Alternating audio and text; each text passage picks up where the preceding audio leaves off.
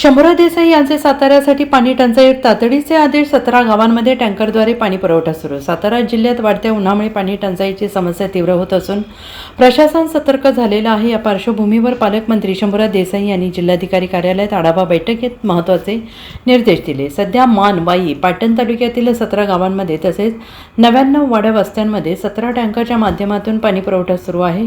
ज्या गावांकडून टँकरची मागणी येईल त्या ठिकाणी तात्काळ टँकर सुरू करण्याचे आदेश देण्यात आले आहेत. कोणतीही तांत्रिक अडचण न आणता नागरिकांना पिण्याचं पाणी उपलब्ध करून देण्यावर भर दिला जाणार आहे. यासोबतच प्रलंबित नळपाणी योजना पूर्ण करण्यासाठी आणि तात्पुरत्या दुरुस्तीसाठी आवश्यक निधी उपलब्ध करून देण्याचे निर्देश देण्यात आलेले आहेत, जेणेकरून दीर्घकालीन पाणी टंचाई कमी करता येईल. पशुधनासाठी चाऱ्याची टंचाई निर्माण होऊ नये यासाठी कृषी आणि महसूल विभागाने सतर्क राहण्याच्या सूचना देण्यात आल्या आहेत. तसेच टँकरच्या वितरणावर देखरेख ठेवण्यासाठी भरारी पथके नेमली जाणार असून तक्रारी आल्यास संबंधित अधिकाऱ्यांवर कारवाई करण्याचा इशारा देण्यात आलेला आहे. टंचाई परिस्थितीच्या आढावा संदर्भातली बैठक या ठिकाणी जिल्हाधिकारी कार्यालयामध्ये होती. यापूर्वी सर्व माननीय आमदार महोदयांनी जरा बाहेरचा आवाज कमी करा मला. आपापल्या विधानसभा मतदारसंघाच्या टंचाईच्या बैठका घेतलेल्या आहेत.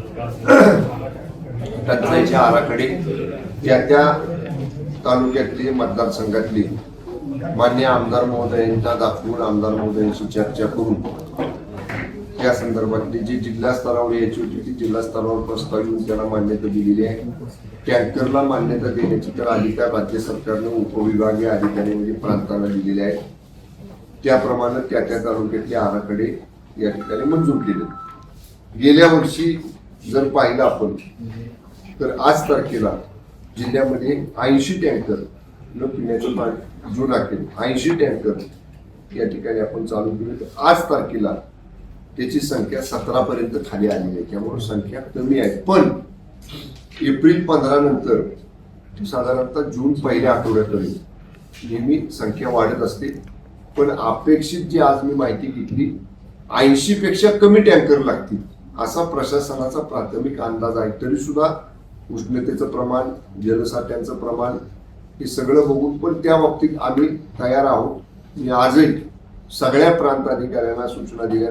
आज जर प्रस्ताव टँकरचा आला तर उद्या व्हिजिट करून साईट व्हिजिट करून प्रांत बीडीओ आणि पाणी पुरवठा अधिकारी लगेच दुसऱ्या दिवशी त्याला मान्यता द्यायची. कुठलाही टँकरचा प्रस्ताव प्रांत अधिकारी कार्यालयामध्ये 1 दिवसापेक्षा जास्त कालावधी प्रलंबित ठेवायचा नाही. नंबर 2, जिथं जिथं विंगर विहिरी ताबडतोब मारून हव्या आहेत ते अधिकार सरकारनं आता त्या ग्रामपंचायतीला दिले. त्याचा निधी सरकार ग्रामपंचायतीला देते. त्याच्या बाबतीत सुद्धा जिल्हा परिषदच्या पाणी पुरवठा विभागाला सक्त सूचना दिलेल्या आहेत की जिथं जिथं विंधन विहीर मारून हवी आहे ते विंधन विहिरी तात्काळ त्या ठिकाणी मंजूर करून द्याव्यात.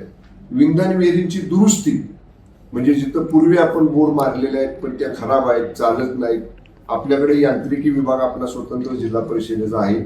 यांत्रिकी विभागाला त्यांची यंत्रणा आहे. अधिक जर जास्त मागणी आली तर आउटसोर्सिंग करून दुसऱ्या बाहेरच्या एजन्सीकडनं सुद्धा आपण त्या विंधन विहिरी या ठिकाणी दुरुस्त करून घेतलेलं आहे.